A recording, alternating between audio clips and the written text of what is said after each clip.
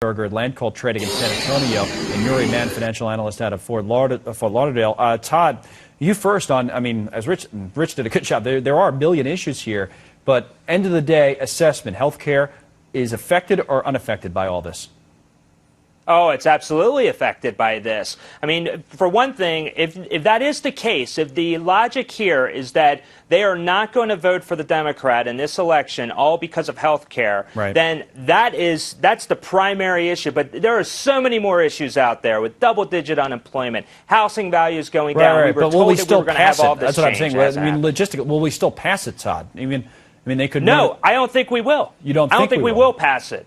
I do not think that this thing is going to pass right now. And I find it damaging right now that you would have Nancy Pelosi saying that they have to rush this through right now. There is some serious consequences with that because they're saying that, yes, we got to get this thing done because we know the Democrat is going to lose. I thought this was supposed to be beneficial for the United States of America, but why rush this thing if that's the case? I have a real problem with that. How do you see it, Yuri? Because, Todd says he has a problem with it, but the Speaker does have options. And one of them, as Rich reported on, is that say, hey, let's take this Senate bill, House of Representatives, and let's vote on it as is. If they do that and it passes, it can go straight to the president for his signature, and it doesn't matter who wins in Massachusetts.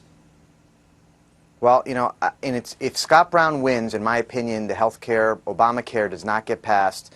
And, I've been watching this campaign pretty closely. It's interesting. This is a guy who's campaigning based on the fact that he's an everyman. He has a truck with 200,000 miles, and he talks about his truck. He almost sounds like a country singer, and he is going to get elected in Massachusetts. This is going to be a huge shock to the Democratic establishment. I mean, the fact that the people are speaking up and saying, we are sick of candidates who want to spend and raise taxes. And, the voice is loud and clear in this case. There are so many implications about this election, and I think it's going to be a real turning point for the GOP. I think you're hitting on the larger point, which may be the bigger point in later on in the year when the midterms come up, is that if the Democrats can't hold Massachusetts, if they can't hold Ted Kennedy's seat, then what does that mean in other close races? Are either one of you, and speak up, either one quickly, making an assumption that the Republicans could actually take back the House? Is anybody investing with that thought in mind? What do you think, Tom? House and the Senate. House and the Senate. What's the math on the Senate?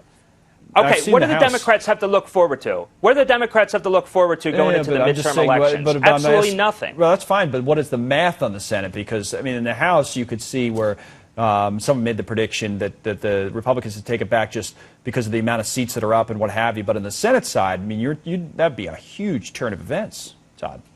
It would be, but you're looking at 15, actually. I believe that 15 seats are probably going to be your toughest races. I think there's 38. Right. Math serves me correctly off the top of my head like that we're talking about.